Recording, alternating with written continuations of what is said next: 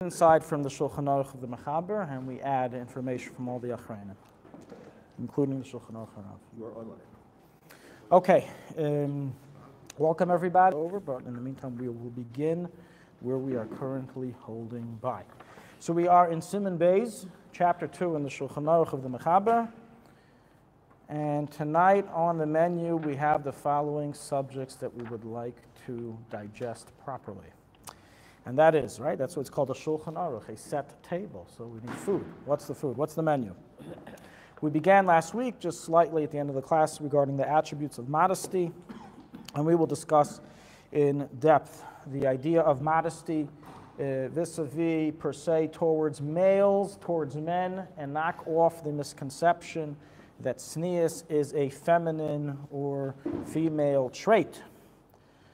We will discuss in depth regarding its purpose, what it does for a person. Number 2, we will discuss as a result of that the halachas involved in covering the body, covering while sleeping, covering in the bathroom, covering while getting dressed, wearing shorts, wearing a tank top, wearing short sleeves.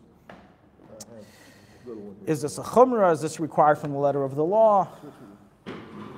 We will discuss everything you need to know, or almost everything to know about feet in terms of halacha. Can you sleep barefoot? Can you sleep with socks? What's the difference between them? Are there any laws that say it's relevant to a mikveh, to a beach? And that's halachas 1 through 2. We'll see if we have time. We'll get to also 3 through 5. But that's in the meantime where we are holding. We're going to read again Sif Aleph, Sif Beis. Sif Aleph, the Mechaber and Shulchan Aruch, Siman Beis. Sif Aleph, the Yilbash Chalukah Miyushav. A person is not to wear his shirt or undershirt sitting down, meaning he shouldn't awaken from his sleep without clothing and throw off the blanket and then put on his clothing, as by doing so he will reveal his skin to the outside of the room. Rather, while he is still under the covers, he shall take his shirt and enter it into his body, while he is still lying. As soon as he takes off his covers, his blanket, what do you know? He's already dressed. Sif Beis. Thou shalt not say, I am in my own private room. Who will see me, as Hashem sees everything. So in these first 2 seifim of chapter 2, the Mechaber hands us over a very important halacha, but also, as the beginning of Shulchan Aruch does rightfully do, it also hands us over some very important fundaments in our service of God. And we had in Siman Aleph discussing the 4 animals that we need to emulate and the different characteristics. And this Siman is no different, and now we have an added channel of how we can better our avodas Hashem, and that is through modesty. So first thing is first, this Siman is the source of that the idea of tznius is not a feminine or female catered mitzvah. It belongs to all Jews. Men and women need to follow laws of tznius. Men have 1 reason, women have 2 reasons. Men have the reason that we will now go into in depth, and women have, in addition to that reason as well, the second reason of in order not to cause men to stumble, known as lifnei iver. But the first reason, which is discussed in this chapter, applies equally to both genders. So what is it? So this is the idea of modesty.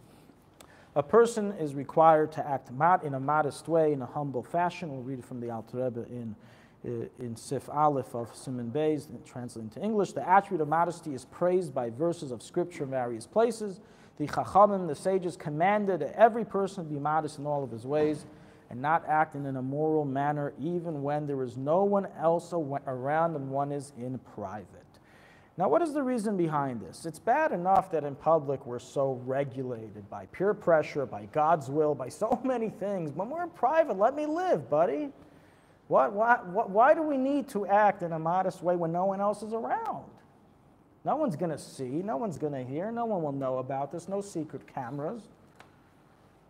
We're not talking about someone sinning in private. We're just talking about that his behavior will not be a modest behavior, such as, for example, in the halacha that his body will be revealed. There is no one around to be offended. The answer, the Alte Rebbe here gives 2 reasons in his Madura Kama Siman Beis Sif Aleph. Why are we offended? So why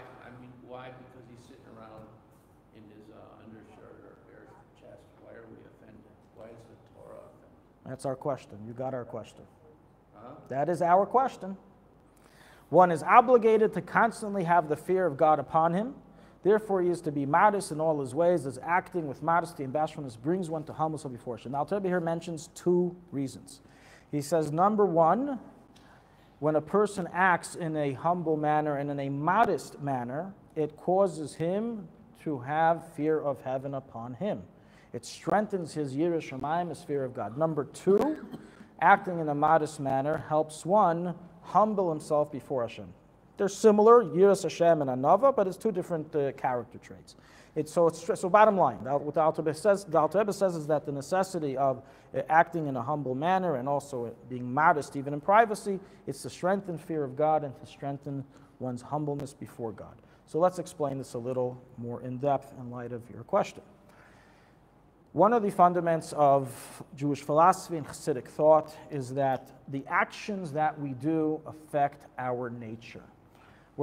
So the whole world is looking for how to change themselves, and there's therapy, and there's pills, and there's so many different things. And in Chassidus and Kabbalah and in Halacha, it teaches us that in fact the way we act, the way we do things externally, has a subliminal, subconscious, but direct effect on our moods and our emotions. So to put it simple, if a Jew wants to have less of a lustful emotion, less of a strong Yetzer Hara, when he acts in a modest manner, when he acts in a humble manner, even in private, because he says to himself, God is here, God sees me, and therefore I will not uncover myself, even though in truth, what's the shame, right? It's only God. But nonetheless, when we force ourselves, even in private, to act in that type of manner of modesty, it ingrains within our minds and in our hearts the idea of God's presence in all places, and it weakens the lustfulness of the Yetzer Hara. And this we find mentioned in the Sefer HaChinuch regarding many mitzvahs that we do, that the purpose of the mitzvahs, even though we don't understand, they have a direct effect to the Yetzer, to the emotions, and affect the moods of a person. They change a person's moods. What we see, what we hear, all these things can affect our character and affect, right, sight we discussed in length in the previous classes, and affect how our Avodas Hashem will be, even though we don't see a correlation between the two. We see so many people, though, who, when they think they become a little modest, a little humble, right away they get guided. Right. I think it's a huge, I think it's scarier to get guided there. Go look at me. So I want to take your question, but after the class, okay? We have a lot of material here. We'll deal with questions. We're going to get to the mikveh. We'll get to mikveh. And everybody's naked there. We'll get to mikveh in the end. Should be something. We're going to discuss it. Okay, so that was point number one.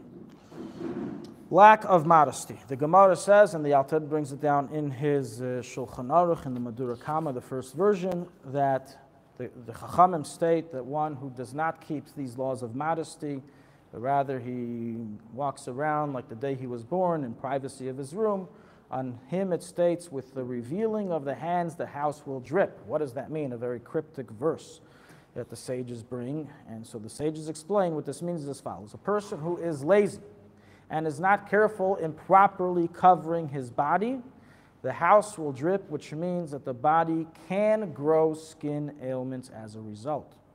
From here we learn that a person has to cover his entire body. This is the wording of the Gemara brought in the Shulchan Aruch. So we see also here that it doesn't just have an effect on the soul, but it has an effect on the body itself.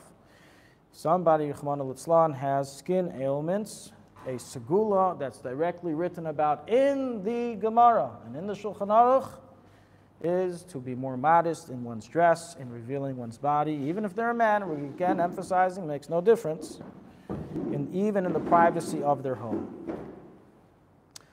Excuse me, I just want to clarify. When you talk about skin ailments, are you talking about just literally physical reaction? Are you talking more like well, I don't know. It's talking about eczema, for example. Okay. Skin ailments, skin problems with the skin. I mean, it makes sense, right? The person is revealing his skin, right? He's revealing his skin, so his skin is not protected. Spiritually, it's not protected, which can affect physically.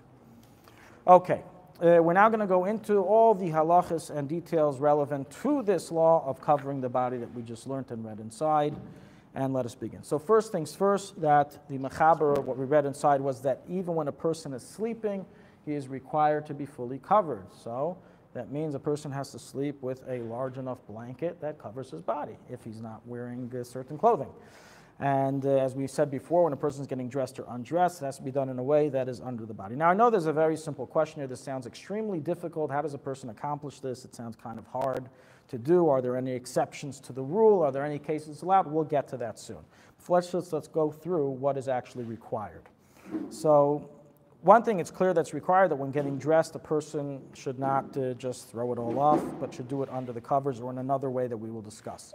The bathroom. Even when using the bathroom, we mentioned this before, it's written in the Shulchan Aruch, that even during bathroom use, there are limitations of covering the body. The person has to cover himself as much as possible when using the restroom. And even there, he should not contemplate, but know of God's constant existence, and therefore cover his body in modesty as a result. What areas of the body have to be covered? This is the question of all questions that women deal with, and now we have to deal with it. Okay? What areas of the body have to be covered according to halacha? So the general rule in this is as follows. The laws of modesty, meaning what has to be covered, change based on areas. Now, change based on areas, based on the custom of the area. This is true regarding men, and in a certain respect also regarding tznius for women. I'll just explain without getting too deep into it. The laws of modesty for women, which, as we said, has two reasons. One is just like ours, modesty between you and God. And second, in order not to cause men to stumble, that it as well for women has two different levels. One is areas of the body that must always be covered due to biblical law. And second is areas of the body that must be covered due to the custom of the community. So, for example, if you live in Saudi Arabia and there the custom is for the women to all cover their faces, then an argument can be made that a Jewish woman living there would halachically be required to cover her face, because that is the minhag hamak, and that is what is normally covered in that area. But if she would move to the Western world where it's not covered, then we would say, hey, it's not covered, you don't have to cover it. The face is an example of an area that is based on local custom. So too regarding a man. Regarding a man, we follow what the local custom of dress is, and when we say local custom, today in the Western world, everything's accepted. Pretty much almost everything. So what do you mean local custom? You have people that walk around as if they forgot their clothing and they don't get arrested for indecent exposure. So what does that mean, local custom? So we refer local custom, number one, of normal people, number two, of people who are God-fearing within the God-fearing community. That is what we are referring to. So if it were become the custom of from Yidden, of let's say even you go to Mei Sharim, everyone's walking around with shorts. If everyone starts wearing shortsies, then shortsies has become the custom for men. And men don't have the second reason of tznius like women, and therefore there would be no isser to walk around with shorts. But if the custom amongst God-fearing Jews is to not walk around with shorts but with pants, then the custom would make it that part of the laws of tznius requires walking around with pants. Based on that, the poskim discussed, can one wear shorts? Can one go ahead and play a basketball game wearing shorts or go jogging wearing shorts? And Rabbi Moshe Feinstein dealt with this shaila. And it depends on the following. All of these different customs that all of this halacha that we're dealing with of modesty applying also to a man, is it an actual requirement, letter of the law, or is it a nice, pious thing to do? It's a good thing if you do it. If you don't do it, you don't lose any points. No aveira. No one's gonna need tikkunim in Shemayim after 120 for not dressing modestly, but they didn't follow the act of piety. So in essence, the question is this whole thing that we're discussing here, is it simply midas chassidus, the idea of acting modestly, not to get dressed under the covers and not to wear shorts, etc., or is it something actually required from the letter of the law? So this matter is a debate amongst the poskim. The Alte Rebbe, in his first version of the Shulchan Aruch, writes in a few places, it is simply a good thing to do. You want to be super Jew, this is what you should do. It's a chumrah. It's a chumrah, a hiddur. It's a nachan nizar. It's a proper thing to do, but we can't say someone who transgresses that he's going against Jewish law. It's as if he's eating pork or eating chalav akum or eating pas akum or whatever else you want to say. That's for certain forbidden. It's an act of piety, and if someone decides not to do an act of piety, so he decides not to do it. What's the id we're talking about now? We didn't really define. Covering yourself. We did. We said getting dressed and undressed under the covers. We said covering yourself in the bathroom, covering yourself while you're sleeping, not wearing shorts since the community custom is not to wear shorts amongst God-fearing men. That is what we're discussing. And the question is, do I have to keep that, or is it just an act of piety? So one approach is that it is merely a midas chassidus. As we said, that is the Alte Rebbe's approach in his Madura Kama, in his first version of his Shulchan Aruch. I'll read you his wording, his ruling. In 2:1 he writes, it is toiv lehizar, good to be careful. Now, if somebody tells you it's good to be careful in the lashon of halacha, what does that sound like? It's not an obligation. If something's an obligation, you don't say it's good to be careful. It's good to be careful, when you cross the street to look both sides. That's really an obligation. But in halachic lingo, when you say it's good to be careful, and everywhere else you say it's an obligation, chayiv, you must, tzarich, it's bringing it down a notch. And in truth, we find other poskim who concord with this, that it is merely a midas chassidus. However, according to the Alte Rebbe in Vadura Basra, which is his second version of the Shulchan Aruch, he did a 180, and there he rules it's an obligation from the letter of the law. We'll read a few places. He says in Basra 2:1, Chachamim tzivu, the sages commanded to be modest when referring to covering the body. And then he continues to say, therefore a person tzarich, he needs to act in modesty. And therefore one may not reveal his flesh. Likewise in Siman Beis Vav he writes that it's forbidden to walk or even sit with an uncovered head due to the laws of modesty. He uses the word forbidden. So we see over here that in the Madura Basra, the Alte Rebbe took a very different approach, learning that it is actually a requirement. And this one is walking on the beach.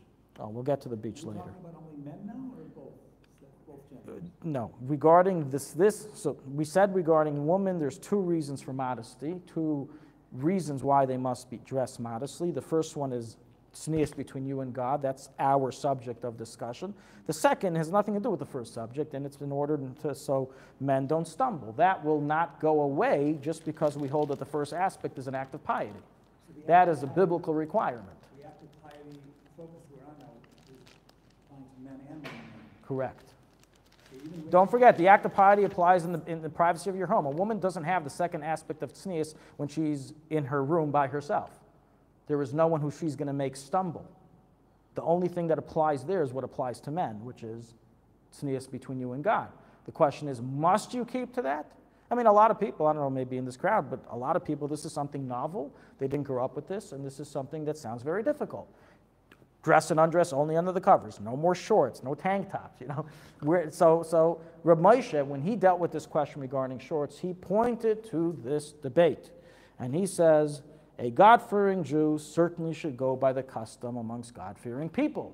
And that is not to wear shorts. You can play basketball with long pants. Reb Moshe never played basketball with shorts. I don't know if he played basketball at all. That's another question. Now you're talking about outside, you're talking about inside. If you have to be modest even inside, certainly outside. Even more so. But when the Torah itself says it gets this idea of getting undressed under the blanket, in the Torah itself, not Rabbanim who decide, where does the Torah say? It doesn't, it's "Danny, part of the make oral sure Torah." You might get under the covers tonight.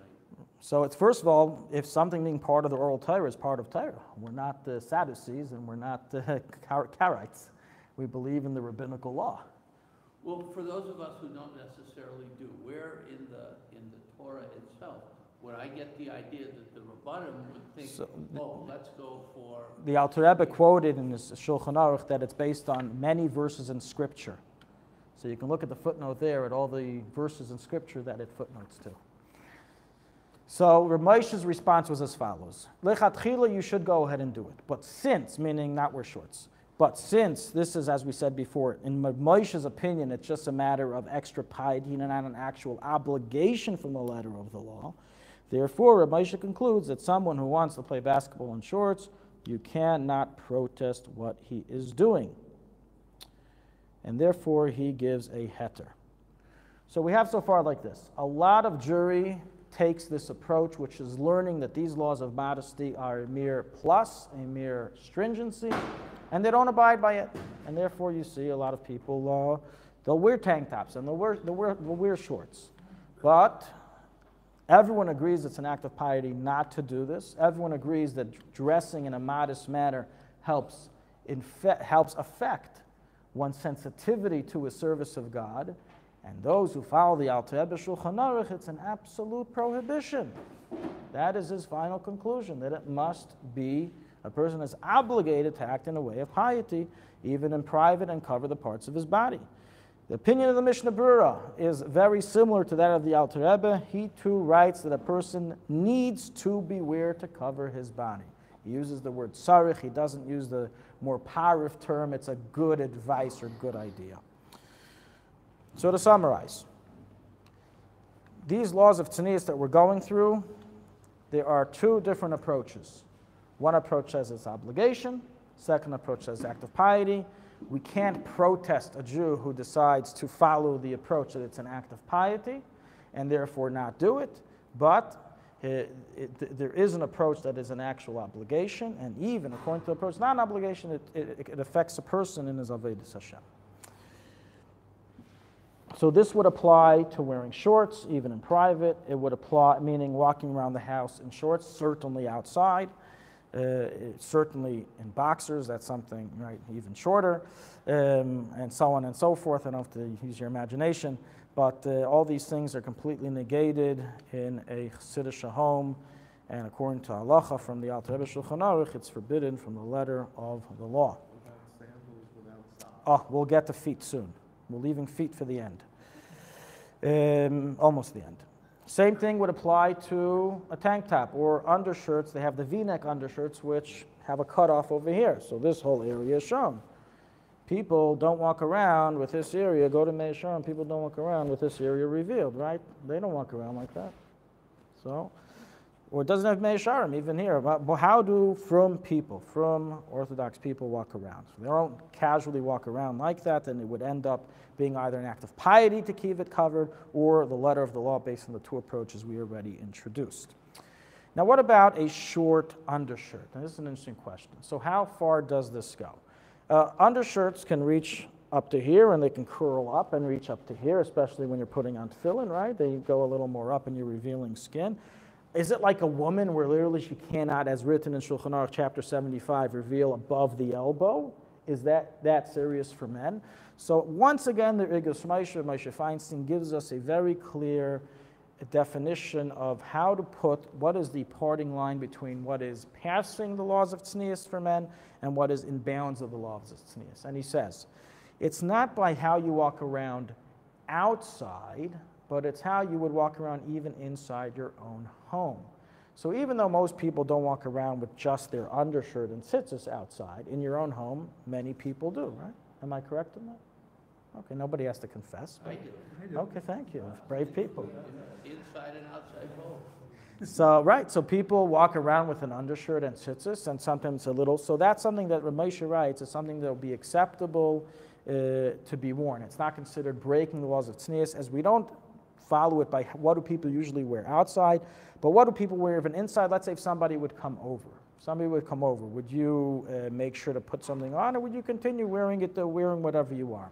So he gives this middle area, this middle ground definition, which is a lot more lenient in determining the areas that must be covered. So bottom line is like this. An undershirt that as I said, is a V-neck, that's like a tank top, would be no good based on what we said, but an undershirt that just doesn't cover the elbow, we're not as makbid as a woman, and therefore that would not be a problem. So too, to lift up your sleeve to put on tefillin would not be a problem at all.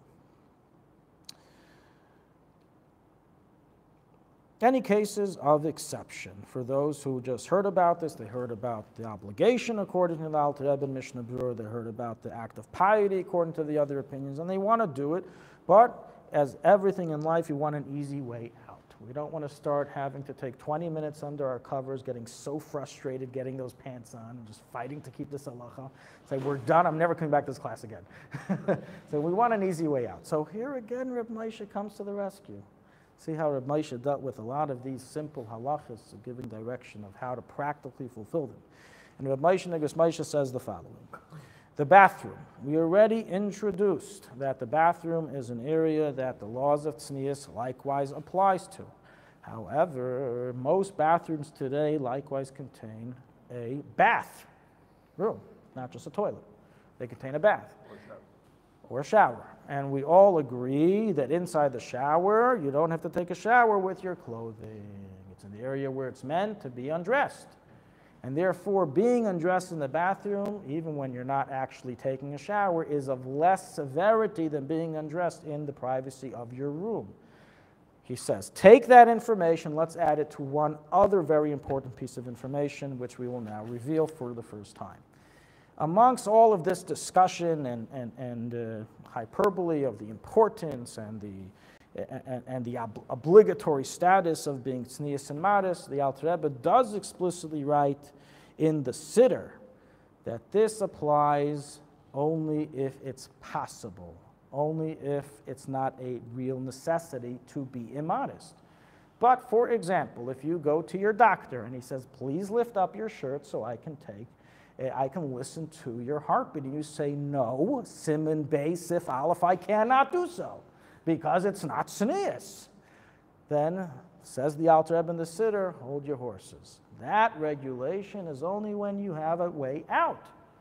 But when you don't have a choice, when this is what you got to do to run life, it's fine. So you can get undressed in the doctor's room for him to check you out. You can get undressed to take a shower. And says Reb Moshe, since to fight with your blanket under the blanket, get undressed is a very annoying and a time-consuming activity until you get used to it at least.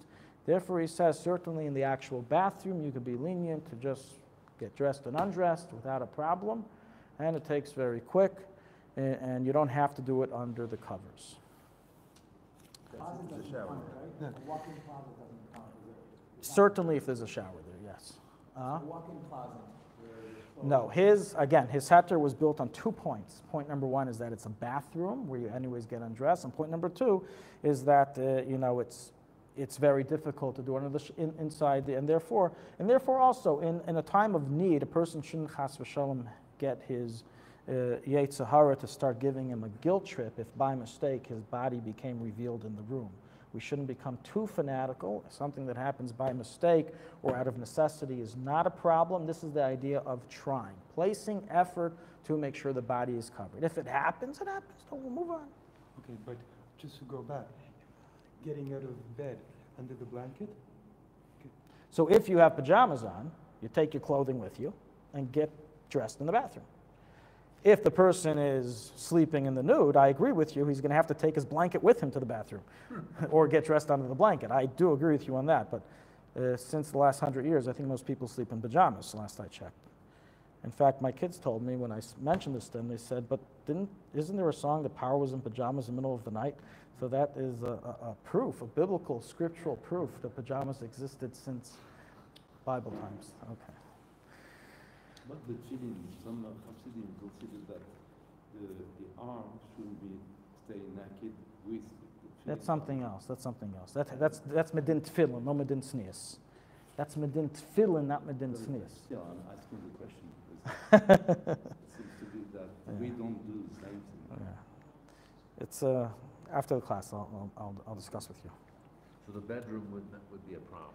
Yeah, so there's no freebie in the bedroom. That's clear, and certainly not from the obligation or act of piety perspective. But what there is that you can use the bathroom.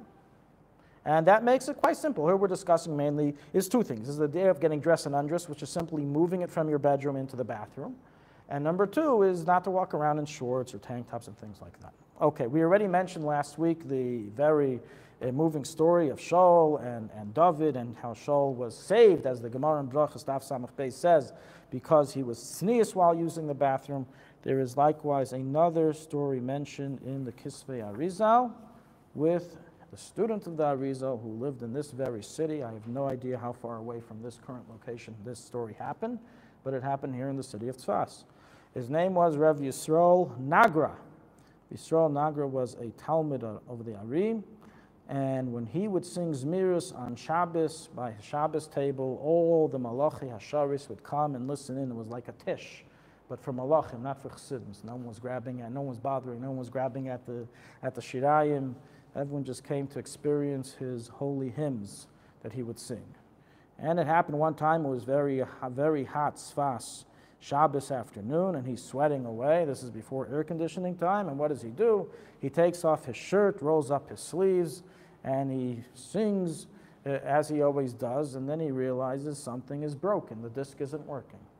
The Malachi Hashari slowly start to depart, the feelings start to dissipate, and the Arizal, who was sitting not too far in a different home, heard a heavenly voice declare, "Flee from this man who diminishes the honor of heaven." And he says, it must be the Malachim are running away from Rav Yisrael Nagra, my student. What did he do? The Arizal went to investigate, and what does he see? Lo and behold, a short-sleeved Yisrael Nagra. And he tells them, when the Malachim saw your dress code, they ran away from you. And therefore, he warned them to be very careful in the way he is dressed, especially at the Shabbos table. So this once again emphasizes that no matter how a person wants to view this halacha of Judaism, whether in the lenient approach or whether in the stringent approach, we all agree that it has an effect. And this is something we should take with us for the rest of our journey throughout all of the Shulchan Aruch. This will not be our first encounter or only encounter with the idea of something just being a chumrah, a stringency according to some approaches, but nonetheless we have to know. Every single thing which we say that there's a chumrah to keep, it doesn't mean that the person who keeps the chumrah and the person who doesn't keep the chumrah are exactly the same. Because minadin, you don't have to really keep it. From law, you don't have to really keep it. And if you don't have to really keep it, so he's not doing a sin. If he's not doing a sin, what's the difference between him and the person being machmer? In fact, the person being stringent, all he's doing is causing himself extra problems. If the law allows it to be done, if the law lets you run red lights, what are you gaining by not running red lights? Aside from maybe endangering yourself. What are you gaining if the law allows you to not pay taxes? What are you gaining by paying taxes? So the answer is that Yiddishkeit gave us a certain basic level of, that a Jew has to be on of spirituality. And those are all the prohibited and required things. You can't be lower than this level, but you can be much higher. You get to decide where you're going to be. You get to decide how spiritually advanced, how spiritually sensitive to God you're going to become. And a person who doesn't put the effort into the stringencies, he won't be on the same level as someone who does not. A person, Hashem gave us the ability to decide, and this is why we have always the idea of, and we see Chassidim adapted many chumras, because since Chassidus emphasizes the necessity of having a sensitive heart, of having dveikus and tshuka, of yearning for God, this can only be accomplished if a person keeps the stringencies that allows him to have that sensitivity. And this is why these things in Tamida, Baal Shem Tov, in the Chassidish world are kept very, very strongly, and they're trained in these things from day one. A child is educated from a very young age in these halachas we're discussing, getting dressed up in the covers or in the bathroom. And all this is because that these things help us to sensitize the heart in the future service of God. So, yeah. We're allowed to wear short sleeve, but it's better not to? Short sleeve undershirt, I said. Up to here is fine. Yeah, that's fine, but not the tank top. The tank top, we said, would be subject to the act of piety versus prohibition discussion. Okay, let's now discuss the mikveh and the beach. That's at home, though. That's at home. What's at home? You can wear the full length of the t-shirt. It's not the uncovering too Right. much. So even outside, it depends what's accepted. That's already, a person who walks outside with the undershirt, with just sits in an undershirt that's up to here, will not transgress the tznius laws of men, because that, as we're saying, based on what Moshe explained, doesn't make a difference whether you're inside or outside. However, if it's not considered an adequate way of dress to the outside, then A, you're embarrassing yourself, and B, it falls under another subject, which we will get to in Sif Gimel, which is that when you go outside, you have to be presentable to people. Nothing to do with the laws of tznius now. T-shirt. Yeah, I understand what a t-shirt is. People walk outside with t-shirts. Not like it's regular t-shirt. You're walking out with a short sleeve shirt. Okay. Short sleeve shirt. So does it transgress the laws of modesty? You No. said from the Rizal, Yeah. he didn't wear his coat. Correct. So that's why I said before that there's different levels for different people. So that, but the coat meaning was before the elbows? So we don't have a picture of, the Arizal didn't do an Instagram that day because it was Shabbos. He didn't have a cell phone with him. So we don't have a picture of where the short sleeve was. But what it's described is that it's something that for his level, he needed to have covered. That's all we're saying. Will you at some point address why it is that we can't cause a woman to stumble? You don't have to do it now. The answer to that, I think, is quite simple. As the Gemara brings and is recorded in Shulchan Aruch in numerous places, that by woman, hear her lav milsahu. Women don't have the same status of erotic thought as men do. That's just a physiological difference in how we were created. Take that to the bank. There's nothing you can't argue on that. We have a different temperament. We have a different yetzer. And aside from the fact that according to many poskim, women are not commanded in Zer Levatala, while men are. I can statistically back that up for you in many ways, but we'll leave that out. Maybe after the class, come to me. But bottom line is that for a woman, it's not as much of an issue. But in truth, I discussed this once in the daily halacha. It is 100% correct. It is forbidden for a woman to look onto a man for purposes of erotic pleasure. And if she does so, she transgresses the Isser of Leisasuru Achilach Mechanechem. However, nonetheless, the status quo is that a normal glance will not cause that as opposed to a man, which is much more likely for it to be caused. Okay, the mikveh and the beach. So regarding the mikveh and the beach, the Alte Rebbe here discusses this in Madura Basra, chapter 2, halacha 2, and he says as follows. One is not required to cover his body in the bathhouse, and the same applies to a river, i.e. a beach. When you're at the beach, you don't have to go to the beach in your clothing. If the area, and he explains why, any area which is common for people to be undressed in, it is permitted to be undressed in. The laws of tznius don't apply there by that definition, and therefore a person may go in a river or in a beach, okay, and he doesn't have to be wearing his three-piece suit. He can take off articles of clothing. On his own, when he's alone, not in public in a mixed area, right? We're not here talking about those of tznius going to a mixed beach. Let's talk about an all men's beach and an all women's beach. The women can do whatever they want. The men can do whatever they want, so long as they are segregated, when there's no isser of tznius here whatsoever. Someone's going to say, well, I don't go to beaches because people aren't tznius. You're allowed to be not tznius by a beach. So you're allowed to be not tznius when you go to the shower, right? So, nonetheless, the Alte Rebbe adds in parentheses, a person should get dressed and undressed as close as possible to the beachfront or riverbank as he can, which means the following, that those following the act of piety based on the lenient approach or those following the obligation based on the stringent approach, right, Alte Rebbe, so it's not a freebie that you can sit around and walk around without a shirt for the next 4 hours on the beach. What it is that when you're in the water, or when you want to take a suntan, there's nothing wrong with that, that's legal, right? Put on suntan lotion, but you're allowed to take a suntan. You do not have to have your shirt on. You may have some difficulty suntanning with clothing on. However, once the purpose of the clothing being removed your body has been fulfilled, get dressed. It shouldn't be, in other words, that even in the bathhouse, and we're going to read this, the Alte Rebbe says this right afterwards, it's not a freebie that this is an area where absolutely no restrictions. It just says that you could be undressed for whatever's necessary, but as soon as it's no longer necessary, a person get dressed. So the idea of people sitting around and talking without their clothes in a mikveh and not getting dressed is just not tznius. It's not proper, okay, for people to do that. You don't talk in I didn't say you can't talk in a mikveh. I said the idea of people lingering around and delaying. That was my question. Can you talk in a mikveh? Well, the idea of talking in a mikveh in a bathroom is going to be discussed in chapter 3. And while the bathroom is more severe, a mikveh is more lenient, but nonetheless there are people who are machmer. Some people are. If that is the community custom, that's what should be followed. But here I'm talking about the aspect of, being undressed. So yes, you can be undressed, but with limitation. So when a person doesn't need it anymore, he should get himself dressed. So therefore, in a mikveh, based on this, you have some people who are very mahadr and they actually don't take off their undergarments till they are right next to the actual pool of water. This is not an obligation to do. It is just an extra act of self-imposed piety that some people do. In the water, it's like in the shower. No, so people who sit there. But they're enjoying themselves. They're covered with the water, basically. They're enjoying the water. Even if they weren't covered with the water. They can't be in there with they're enjoying the conversation and the hot water. It's like being in a pool. I'm allowed to go swimming. I don't have to measure every second of my swimming. Well, I don't have my shirt on, just my bathing suit. I'm going swimming. I'm going swimming like a normal person. But the second I go out of the swimming pool, so if I want to now sit down to eat something, I'll put on a shirt. If you're in the swimming pool, you're not swimming, it doesn't matter. You're just standing around in the swimming pool. Right, so that would be okay. That would, in my understanding, that would not be a problem. Okay. Second point that is discussed here.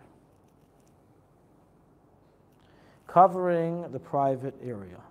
When a person is in a mikveh, or back in the day, very common when a person would go into the river.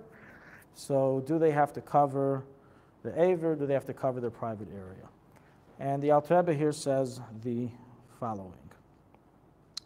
When a person is going down to the river to dunk, to swim, or whatever he's doing, or going towards the bar of the mikveh, not only is he not required to cover his private area, but he should not do so.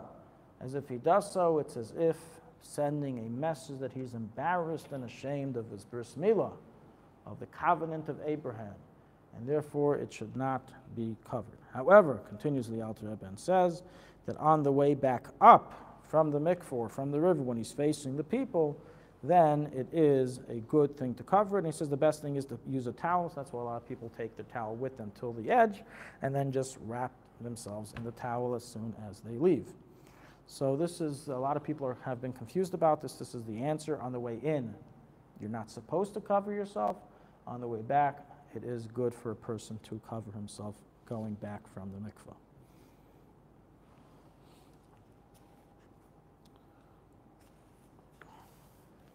Okay, we're now up to the feet. In the Madura Kama, the first version of the Alte Rebbe, again, all this information is not recorded in the two sifrim we read in the Mechaber. This is all, you see how much additional information there are in the Achreinim. The Alte Rebbe and the Mishnah Brura both discuss whether the feet have to be covered. And what they explain is as follows. In areas, countries, communities, that it is common for people to walk around without socks. The feet are bare. Even though they walk around with sandals, they're not walking around barefoot, but the feet aren't covered, then there is no necessity due to the laws of Tznius to cover the feet. However, in those areas where it is common for the feet to be covered, then a person would be obligated to cover the feet. So writes the Alte Rebbe in his Madura Basra, and so records almost verbatim the Mishnah Brura in his name. And therefore, in Russia, where it was quite cold in certain areas, maybe everywhere, I have no idea, but at least in certain areas, it was common to whole year round to never walk around barefoot. And therefore, that was the common practice amongst people, and therefore the feet would need to be covered even when you go to sleep. However, in hot areas of the world, including Israel, where people do not always cover their feet, and again, going with the Igros Moshe's definition, in your own home, meaning in your own home you have no problem walking around with slippers and no socks on, and that's something that not just you do, but many, many people, God-fearing people also do that, then once again there would be no requirement to cover your feet. Practically, you have some Yidden until this very day who are makbid, and they always cover their feet. They will never go to sleep without their feet being covered. Their feet will never be uncovered in public or even in private, unless, as I said, in a mikveh, in the shower, etc. But most people do not keep this. Even Chabad Chassidim, as we are no longer in Russia, the halach of the Alte Rebbe now doesn't change, but the areas have changed. So if we ever move to Russia and we see we're living in Siberia and no one takes off their socks, then I agree with you, we would have to start following that halacha. The halacha hasn't changed, but the areas that we live in changed. So the fact that you still have some Chassidim today, that what they took from Russia, they don't want to change, and even when they're living in Eretz Yisrael, or they're living in Miami now, they're 70 years old, they will never unreveal their socks. It is not a requirement from the letter of the law. They have the right to do so. And furthermore, regarding a person sleeping barefoot versus with socks, we have a few interesting statements recorded in the name of the Alte Rebbe. in one sefer that was written, it's called Chakal Yitzchak, was written by Rabbi Yitzchak of Spinka, who was murdered al Kiddush Hashem by the Nazis in 1943. He writes there in the sefer that we have a tradition from Admar Azakin, the Balatani, from the Alte Rebbe, that a person should not sleep with socks on. Now this doesn't touch what the halacha we're discussing, because just because you're not sleeping with socks doesn't mean they're not under the covers. He just says you don't sleep with socks on. He doesn't explain why. He said we didn't receive a reason. But we have two reasons of why this is true. Number one, the Alte Rebbe writes in Hilchos Yom Kippurim that on Yom Kippur, a person, when he goes to sleep, he should not sleep with socks. Furthermore, he shouldn't cover his feet with the blankets. Why? Because the warmth of the body, which, right, the two greatest places that you should warm if you feel cold is your head and your feet, the top and the bottom. The middle is, but the top and the bottom, when you get that hot, the rest of your body warms up pretty good. So the warmthness on Yom Kippur can lead to nocturnal emission, and on Yom Kippur that's something very severe. And therefore, he writes in the Shulchan Aruch that a person should not sleep with socks or with the blanket covering it. So the tradition that a person shouldn't sleep with socks on makes sense based on that. We have another reason. It's recorded in one of the Shmuas and Sipurim books that was written by one of the Alte Chassidim from Australia. What's his name? Slipped my mind. In any event. So he writes there a story that he heard from a Shmuel Greinem Esterman, that he heard from a chassid from the Alte Rebbe. There was a certain chassid who, before he became a Chabad chassid, a follower of the Alte Rebbe, he had been a student of secular philosophy. He had studied many secular books. I believe this was with Pesach Molostovka. And when he now came to Chabad Chassidus and he learned so much and deep godly intellect, he felt very disturbed and troubled by all of the old information that he still had in his head. All the things that he once read and entered and contemplated and discussed, and it would bother him. So he asked the Alte Rebbe, what should I do about this? And the Alte Rebbe told him, sleep with socks on. As socks, if you sleep with socks, it's a sgula for shechacha, for forgetfulness. And in Meretz Hashem, when you sleep with your socks, you'll forget all of the bad things that you once learned. Wait, now, if you remember to put on your socks. Well, I think you need to have the answer from the Alte Rebbe to do that, because we may forget what we learned in this class if we sleep with socks. So I think you needed a directive from the Alte Rebbe for that. But nonetheless, the idea here is that we see another Messiah, that sleeping with socks can lead to shechicha. And therefore, clearly, even those who want to be makbid like the Russian minhag, should not be sleeping with socks on. So when you say person, referring to only males? Women are generally not commanded in shechicha. It's more men. But the opposite, for you understand what I'm saying. Wait, for if some, you sleep with socks, you forget stuff? yeah. It's a gula for forgetting. Yeah. That's the tradition. So if you wanted to get that stuff, So if somebody did something bad to the spouse, tell them, I think you should sleep tonight with your socks on. Next morning, hopefully they'll wake up. They won't know anything about it. Okay. So it doesn't hold for women? I don't know. I can't give you more information. Okay. Before we close this topic off, does anybody have any questions left on this subject before we begin the next few sifim? There's no isser, again, there's no prohibition, but based on the traditions that I just mentioned, both the halach and Hilchos Yom Kippurim and this tradition from Shmos Sipurim, it's better not to sleep with socks on. But if it's either that or being freezing the whole night, then put on your socks. If you don't sleep, you're gonna forget also. So. Last question about the feet. So apparently there is no inyan of snooze with the feet, bare feet. Unless you're in Russia, it depends where you live. Snooze, I'm talking about the snooze.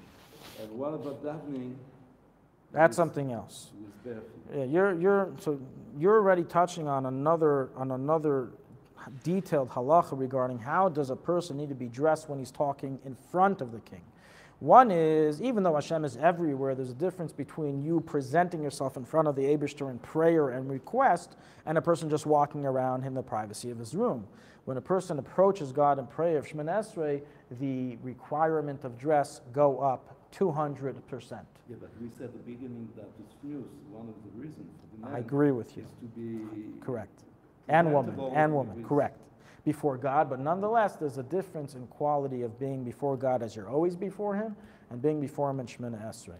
Being before Him in the privacy room, the Alte Rebbe says, is because He's found even in the hidden places. It's alma deskasya. It's more hidden, so the level of tznius is less. The level of dress is less required. However, when you're in front of God and davening, you have to be dressed in a manner that befits the king. You don't have to be dressed in a manner that befits the king every time you walk around. I have to go to sleep with a three-piece, with a tuxedo, because God is everywhere. He's also under my covers, right? I mean, you can also ask that. Isn't God also under my covers? Someone once told me that. I don't follow these halachas. I get dressed wherever I want. Why? Because God is everywhere. What do you mean? That's the reason you're supposed to get dressed under the covers. And you don't understand. Since God is everywhere, He's also under the covers. What difference does it make? So what's the answer? This is for us. It's to teach us the idea of humility. So there's different levels. When a person in his regular day, you don't have to wear a tuxedo in front of God when you're just walking around. When you're davening, then you have to be dressed a certain manner, certain dress code.